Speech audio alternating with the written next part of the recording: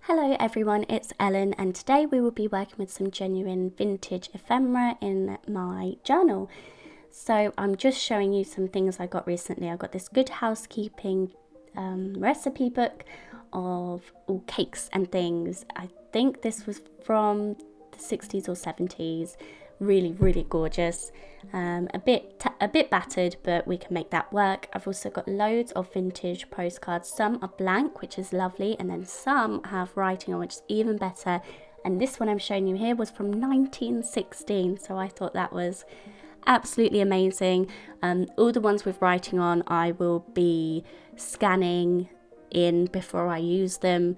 If I even use them, they feel too precious to actually use in my journal when they've been written on, so I might just scan them in and use the copies. I'm not sure yet. But I also found this pack of cards just with different landscape pictures on, really pretty. And I've also got this beautiful book of herbs, and the reason I picked this up is some of the pages start with a really pretty letter. I've just showed you that there, and I want to cut those out and use them. I couldn't find a date from this book.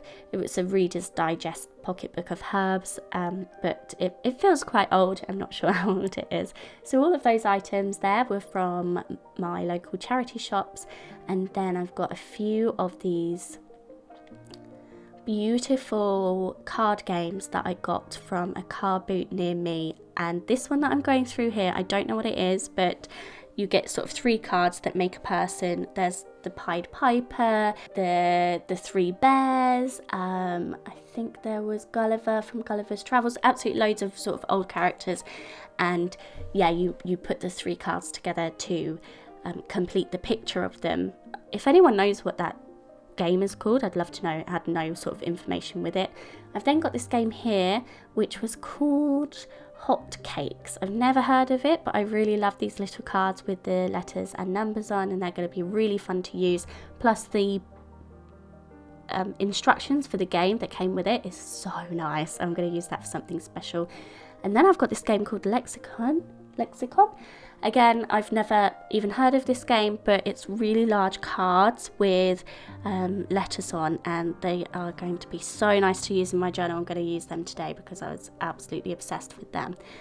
So I'm going to show you how I make the most of these real vintage ephemera pieces that I find, because I absolutely treasure them, but I try to make myself use them in my journal, because otherwise I'm just going to end up saving them all up, and that defeats the object of reusing these beautiful items to create something beautiful as well. So the first thing I'm doing is I've taken a piece of paper from that recipe book, and I've backed part of my paper on that. And then we're starting a new month. We're going into the month of August 2022. So I want to use these 3 cards to mark that it's a new month. So normally with my new months, I create a title page almost, and I haven't done that this time. But I have used these beautiful cards to create my sort of title for the month. And then I'm also going to use these image cards as well. And I went for the Pied Piper of Hamelin. Really loved this one. I loved the colours in it. They're so well made. Like, they're really battered, obviously, because God knows how old they are, but they are just stunning. And yeah, I get so happy when I find items like these, because I think they become more and more rare to find. So yeah, I absolutely treasure them, but I do try to make myself use them in my journal. So I was wondering how to add my August cards, and I thought I could use them to create a pocket. So I'm going to back them on some vellum that I've cut just a little bit smaller than my page, and then I'm going to sew round each one and create a pocket with that. I wanted to use vellum so it didn't sort of take anything away from those beautiful cards. So there's my pocket made. I've just added some thin bits of double-sided tape around the vellum piece, and then I can stick that down. I've tried to keep the double-sided tape behind the card so you can't see it, and yeah, it looks really lovely in real life. I don't know how well you can see it on the screen. So I'm going to get that all stuck down. I also add some staples into it just to reinforce it. Again, I'm sticking it onto some quite old paper, and double-sided tape doesn't always like to work with old dry paper, so I tend to go in with my stapler just to reinforce it, and then I know in a year's time when I pick up this book, everything isn't going to come falling out of it.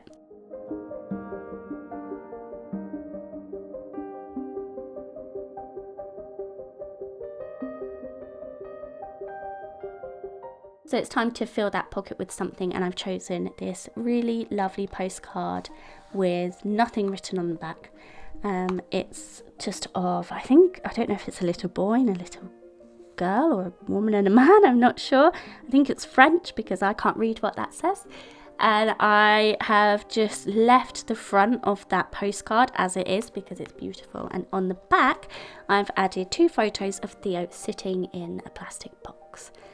It's his new favourite thing. I don't really know what it is with his box, but he loves it. He still does this now.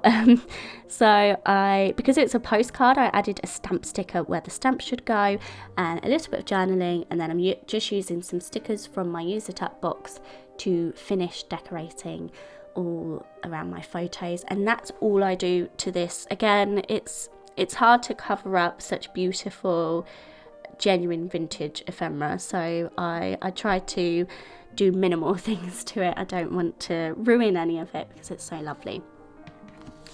So I had a plan with these with my Pied Piper cards, and I wanted to use them to create tip-ins and add photos behind them. And in the end, I decided that the center card will be stuck flat, and then the top one of his face and the bottom one of his feet are going to be turned into flip outs. So when it's laying flat, all you can see is the image itself of the Pied Piper, and then you can lift up the flaps to see 2 pictures behind it. I'm so happy with how this turned out. It's really lovely. I'm really impressed with this because, again, you get that full beautiful image of the cards as they are meant to be, and then I've repurposed them into something to work in my journal. So yeah, that is the whole point to me of finding vintage ephemera, is to use something that people might throw away and create something new with it.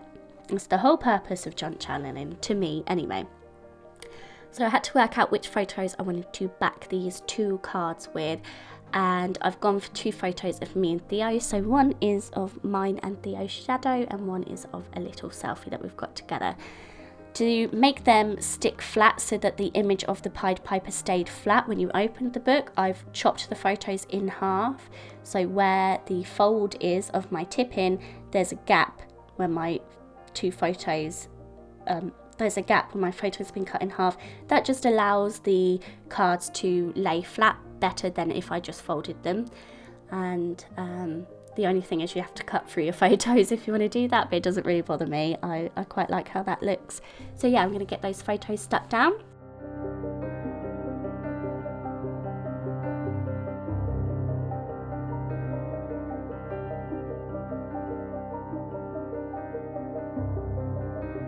And you can see here how it works, and it lays lovely and flat, and then yeah, you flip the 2 cards open to reveal the images.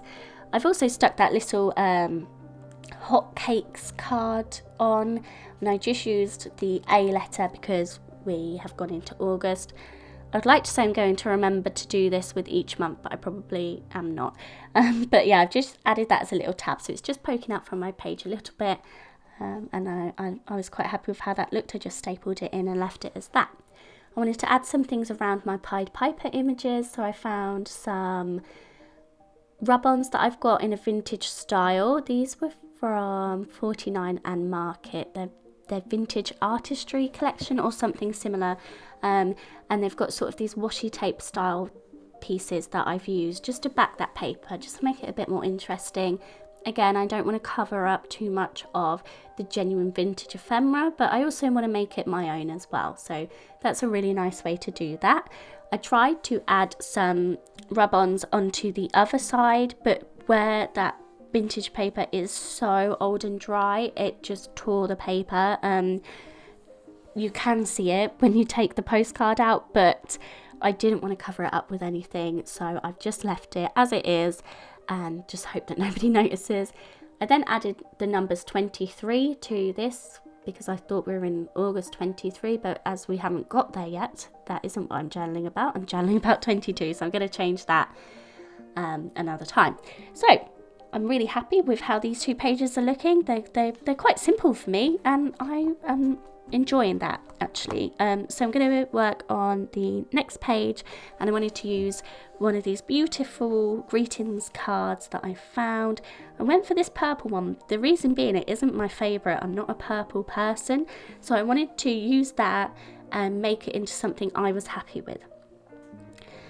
I already knew that the photos I wanted to add into this greetings card are of Theo and his friend puddle jumping. So I looked through that herb book for AP, and I was so impressed that I found one. I was really happy, so I'm going to use that to create a little title. So I've got so it will say puddle jumping on top of the card. And yeah, I'm just trying to make this card more me, because purple isn't me. I wasn't really feeling it, and I wanted to not cover it up too much either. And how it ends up, I'm really happy with it. So I'm gluing down that P piece, and then I'll write the rest of the word with some of my Simple Stories letters that I've got.